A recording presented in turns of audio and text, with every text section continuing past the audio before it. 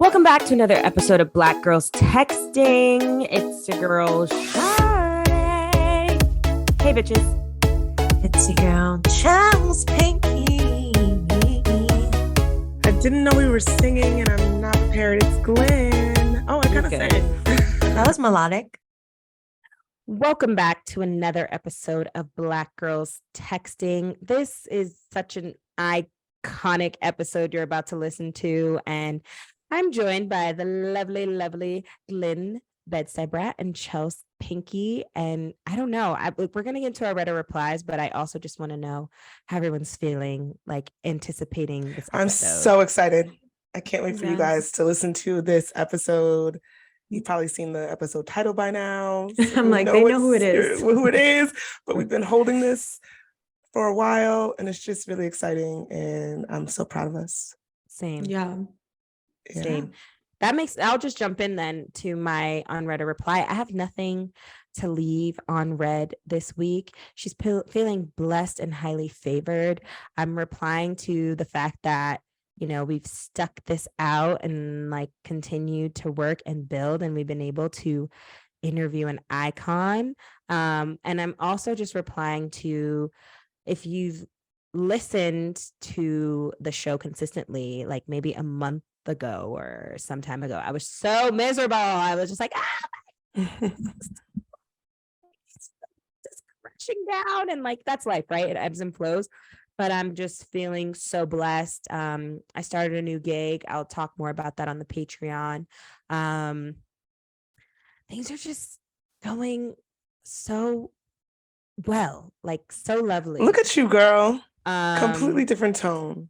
And I was talking to my therapist about this, so I'd love to share this note before you guys jump in. But we talked about the what ifs and how you can get into a habit of being like, well, what if this doesn't work? And what if this like fails? Or what if they don't like it?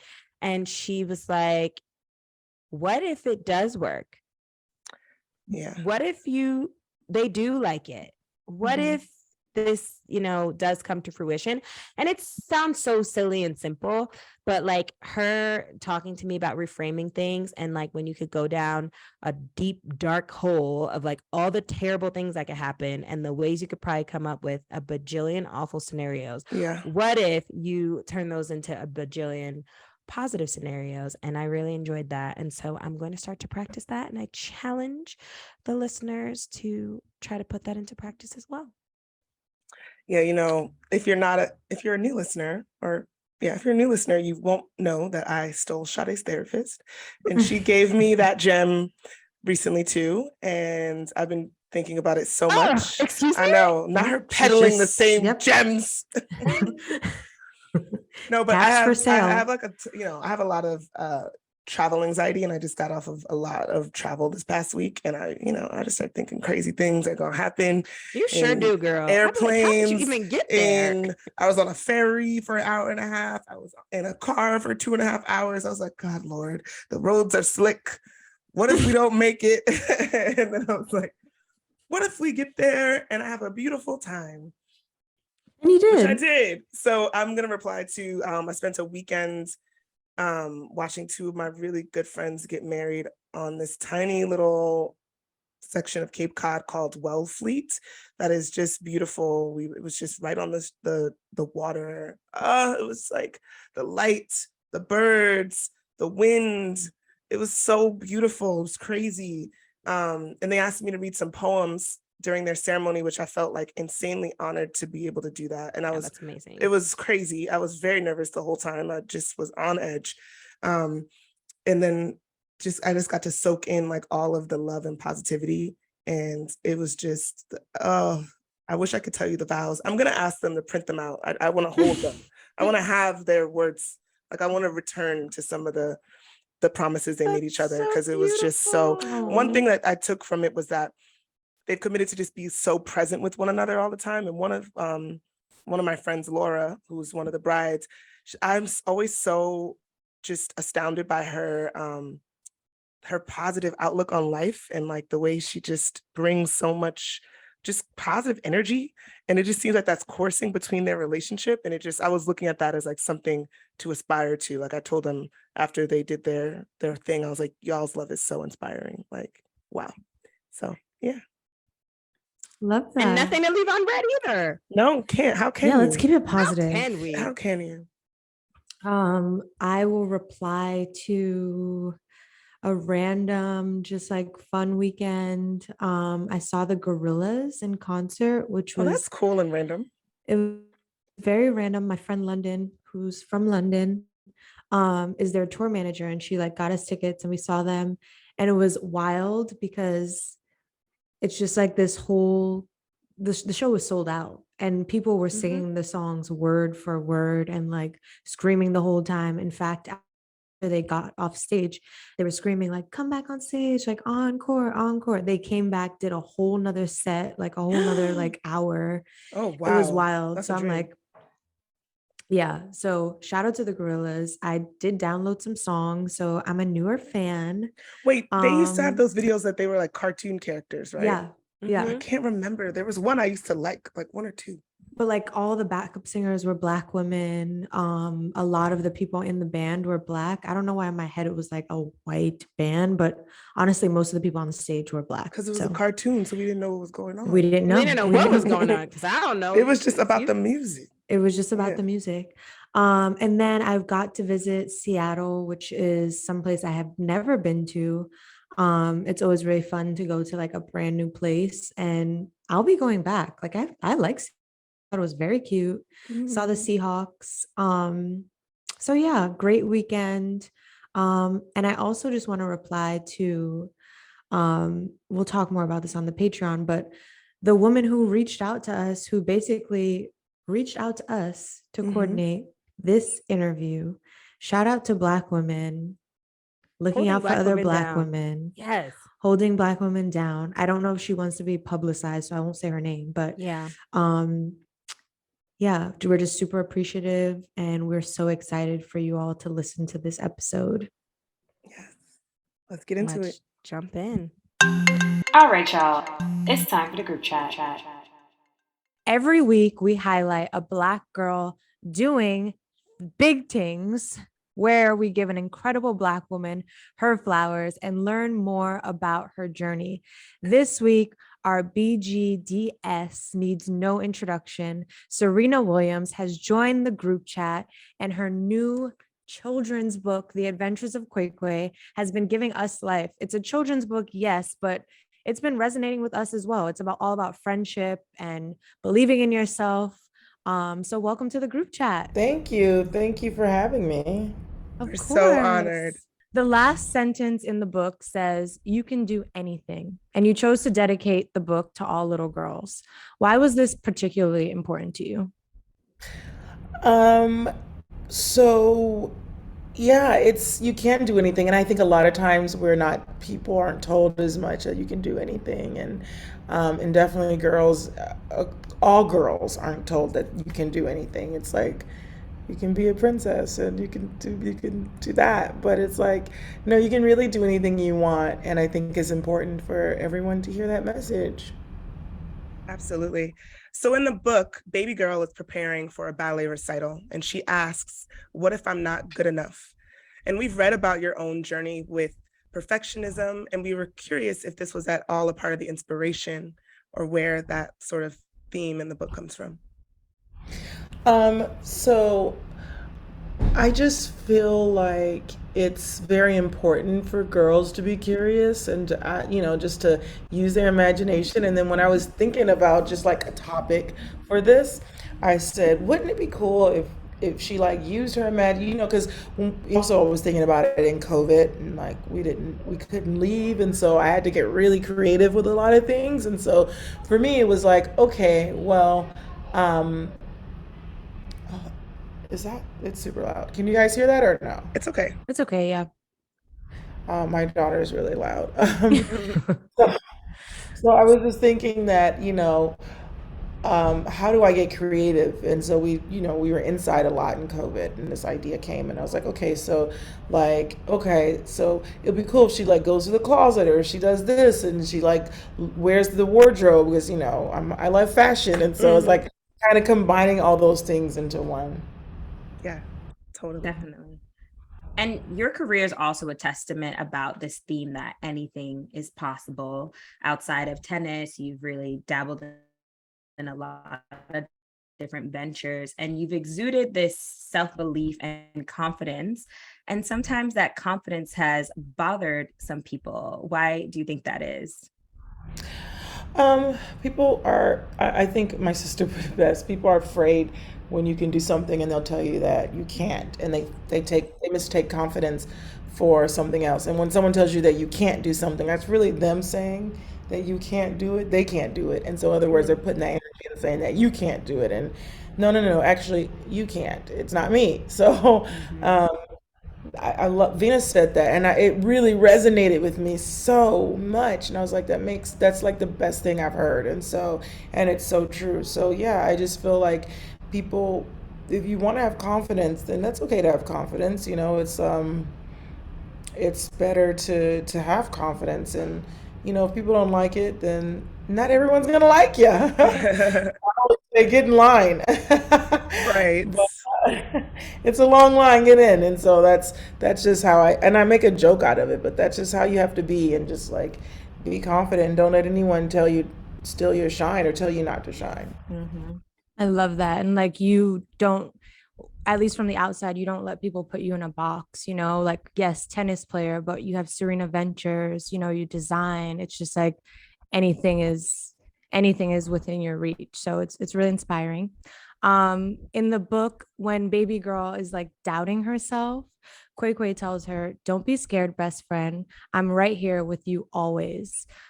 Such a sweet message. And we have our group chat, and whenever we're downing ourselves, we come to the group chat to lean on each Oh, other for a little extra boost.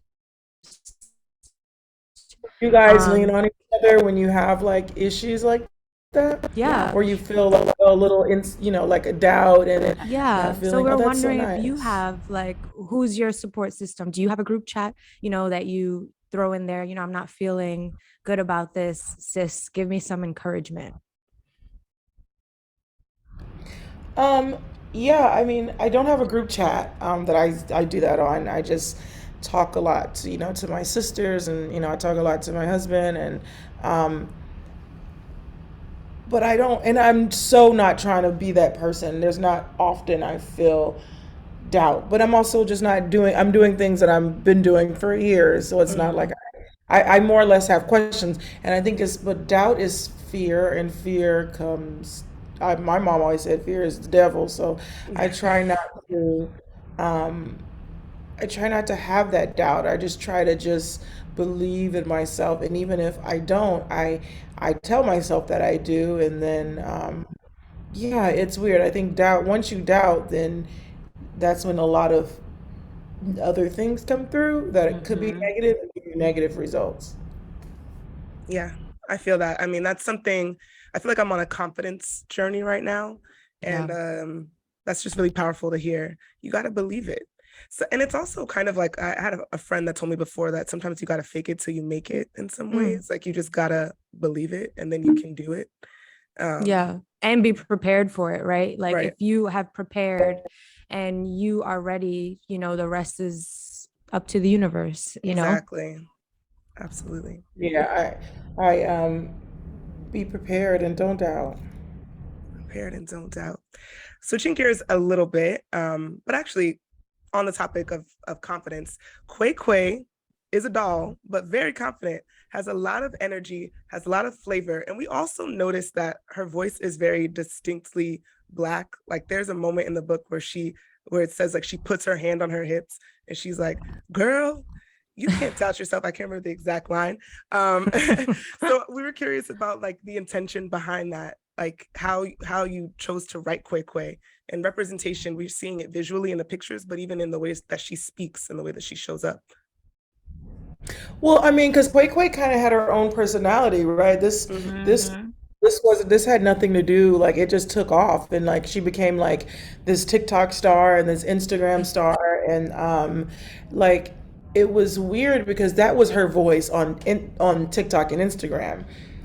And so it kind of came through with how she started posting stuff and etc. So it was, we wanted to keep that because she has a huge following, and we wanted to like keep her like, because in this story she's obviously super positive, and so we wanted to keep that, but she's more quick and witty, and so we're like, how do we incorporate like that quick and witty stuff on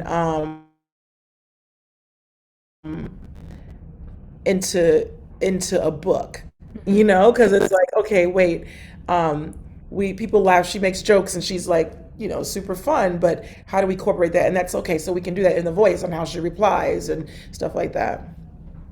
Definitely. And we also found it very interesting that Qai Qai being a doll and working with baby girl, a lot of like children's books, you'll tend to see like maybe the parent is giving them advice, but essentially it's like baby girl's internal voice, and where she's really being able to hype herself up and believe in Yeah, herself. So yeah. do you have advice for those who may be struggling with confidence and self-doubt? And was that like intentional, that it was kind of coming through the doll? But it was actually like her. Yeah. So for me, it's like I always played with dolls growing up. So that Mm. was always my best favorite thing, was playing with dolls. And then it became like, all right, well, you know, did I go to advice? Did I take advice from my dolls? But and no, but I spoke to them. Okay, whatever I did. So what? I did speak to my dolls, and we had full on conversations, and so it's like a kid, and you have to think, I don't know about you guys. I'll speak for me. I am so far removed from being a kid that Mm-hmm. it's like kids are so different. Like I can see when I'm looking at Olympia, I'm like, God, the innocence, the asking. Like she'll be like, Mom, can I have this? And I'm thinking, why are you asking me? And then I'll be like, oh yeah, and she gets so excited. She's like, Mom said yes, I can, I can I can wear this shoe. And I'm like, it's such a small thing that I'm so removed from, that it's like that meant the world for me to say yes to her. You know what I mean? And so it's just like, gosh, like, okay, God, well, she really, really values my opinion. But so the thing is, it's like when you're talking, but kids have imaginations. It's the point that I'm getting at. So like, I see Olympia playing with their toys, and they're like talking and discuss, and we've all done that. And they're like, you act everything out, and it's like, you're I had sisters, but you're in a world where it's just like everything is like in your circle, and you're in this just world, and you're talking to your dolls, and who doesn't love Toy Story, right? And um, so it's just like kind of taking advice, or having this doll almost be like a mentor Yeah. Mm-hmm. to the kid is kind of cool, because again, it goes back to Quake, because she has like this whole personality, and she has like this whole following, and we're always thinking, how do we kind of incorporate something that already has like this crazy following into making it a book, and to make it still realistic, and to make it still like really cool and really fun, but to make it like work and to make it fit. So usually when you're writing a book, you're starting fresh, but we were writing from a character that essentially is already around and alive. Yeah. Yeah, I'm curious about like the character of Quai Quai. Like, so who came up with like this her like character? Like she's been on Instagram. I've been following the little dance videos she does, but like it's a doll. So like how did that come about? Yeah, so it was so authentic, and I think maybe that's why people really started to follow her, because it just came about because I would post things, and I would be like, Olympia's carrying this doll by her arm, and I would just say something funny, and I would say, and my nephew actually named her Quay Quay, because we were just trying to think of, some names that I know in the past, and how, like, okay, so we were just thinking, okay, what are some fun names? And he came up with Quay Quay, and I was like, that's perfect. And Olympia at the time, I think she was like one, and she couldn't really speak, and she could only say like sounds, and it was genius. And that's literally how it came about, because I didn't want to give her a name like Molly or, Right. you know, I wanted her to have like a name that really represented Black culture and Black people, and that means a lot to me. And now like she'll be like, oh, her name is Natasha, or her name is Keisha. That so she like names her other dolls that, because it's so important to always have that culture for me around her.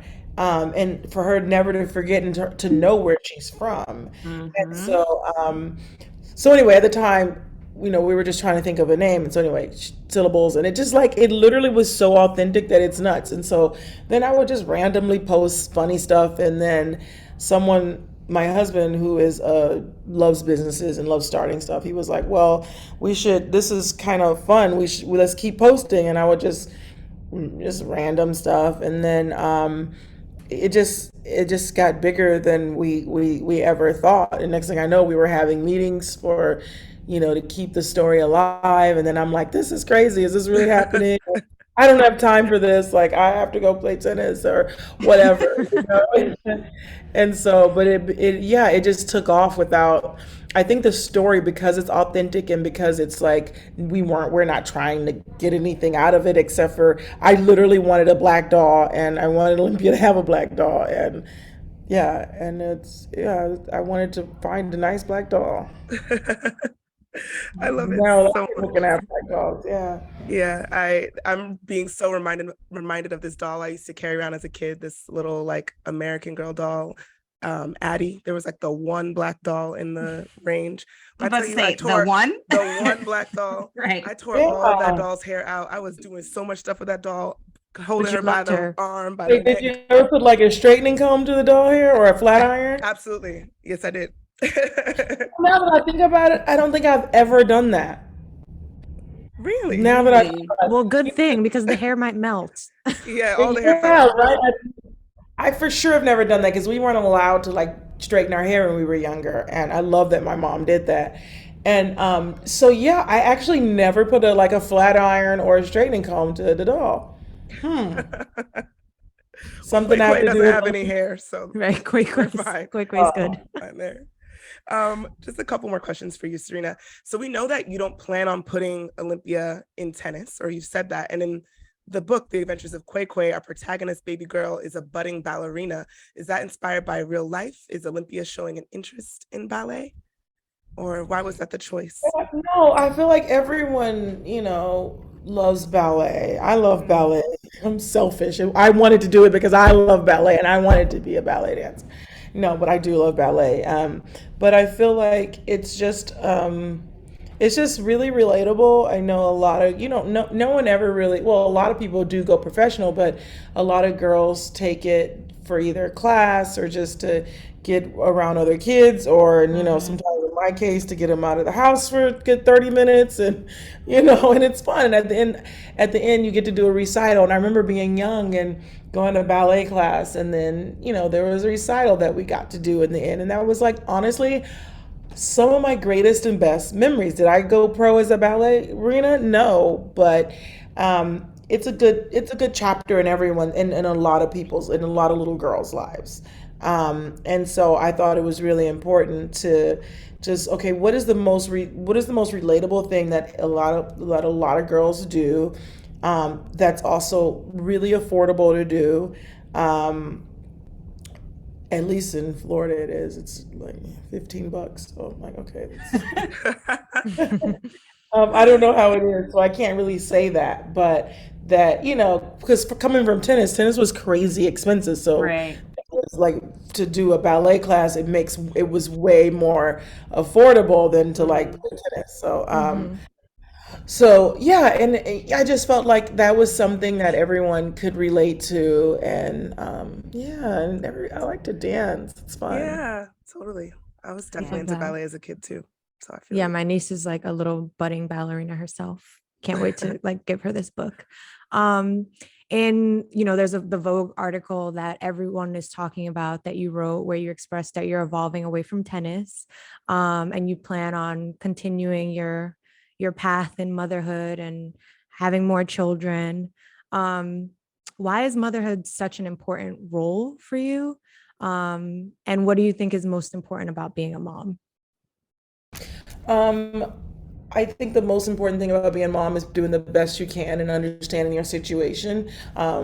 My situation is like I wasn't able to be with Olympia sometimes because I had to train, and that broke my heart. But I also spend a lot of time with her. I never. Oh, so yeah, I think it's about understanding your situation and being kind to yourself because I would always be hard on myself and be like, I missed this or I missed their first steps. And turns out a lot of people miss their first steps. You'll eventually see them, and it's just like, but on the flip side, I was there almost every single day for her. And it's just like, okay, well, um, just be kind to yourself. I think that's the most important thing.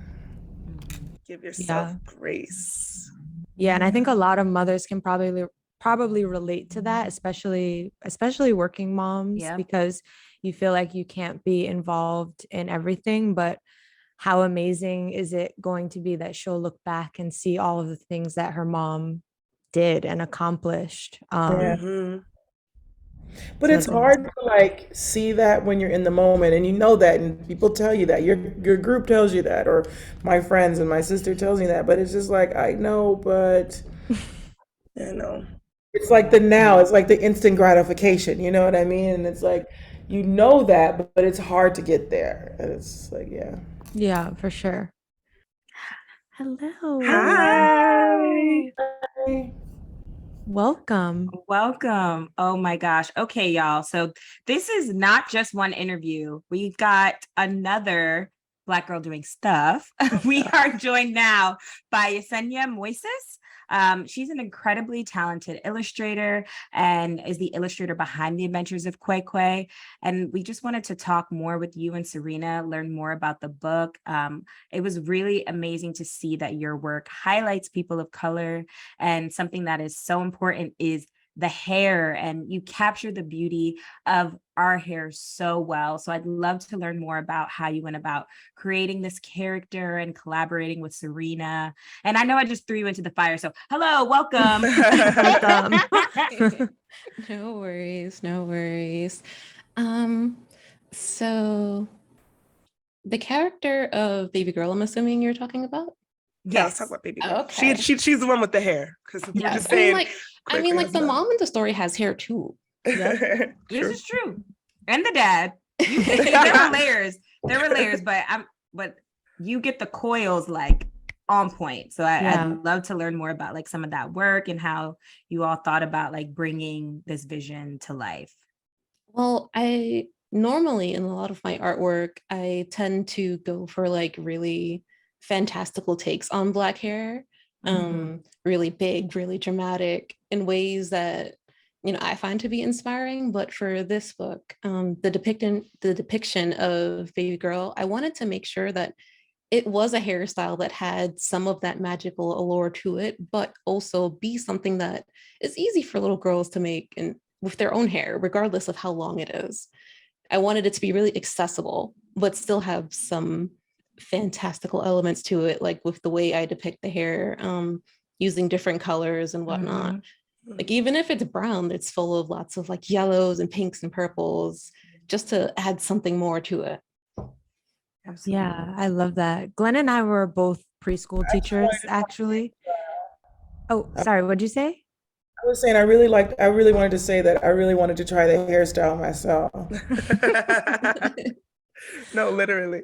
Well, it's so funny because we're used to seeing you play in like always an iconic Black girl hairstyle, obviously the classic beads in back in the day. We last saw you play with the ponytail, natural, look. So it was perfect. It's beautiful.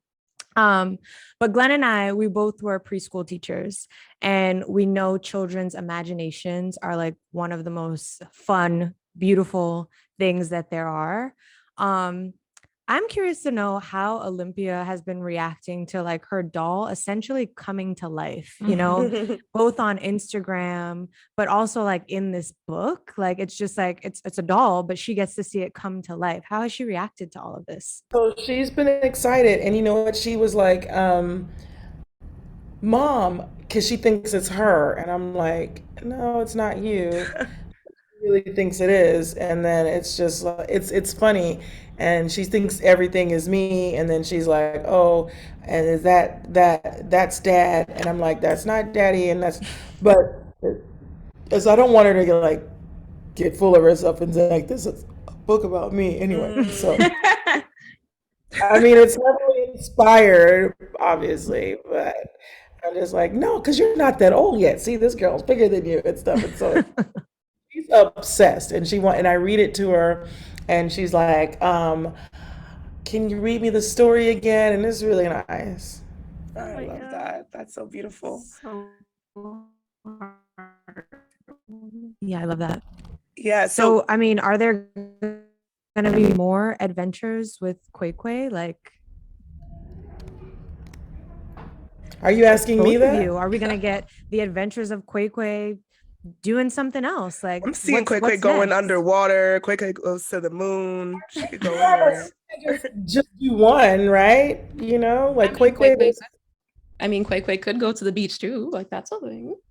Yeah, we gotta do a lot more.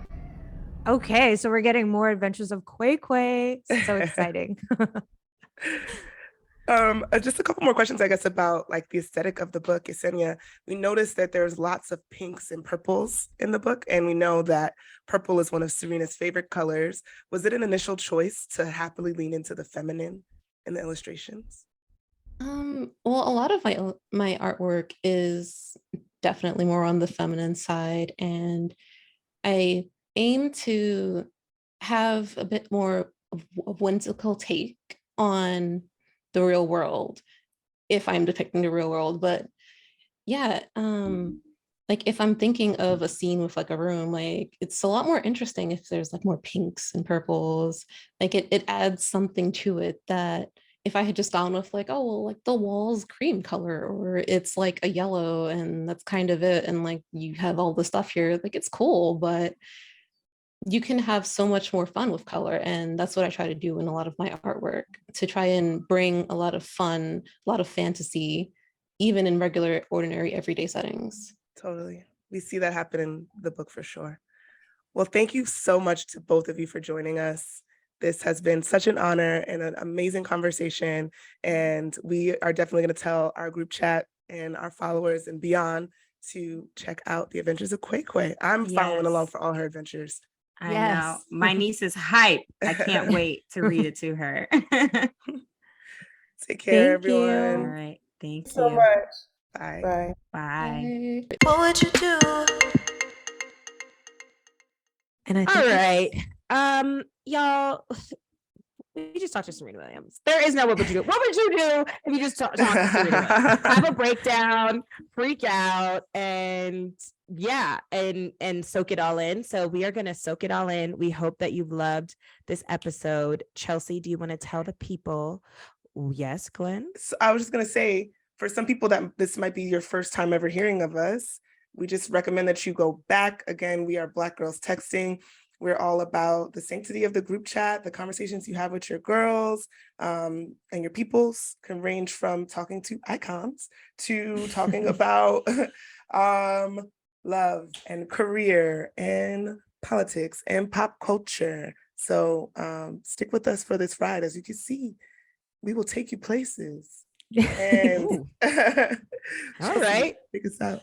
Yeah, and for our loyal listeners, we do want to share that we have dropped new merch. Yes. We'll be sharing that on our Instagram, so look out for that. And we so appreciate you all for coming along this ride with us. This is obviously a huge milestone for us, so thank you again for the support. We love you, and keep listening, keep sharing. Black Girls Texting. You can find us at Black Girls Texting pretty much on everything. I think the Twitter's Black Girls Text 1. We have a Patreon if you want more behind the scenes. And YouTube if you would like to see this visually. Yes. All right. Bye. Bye. Bye.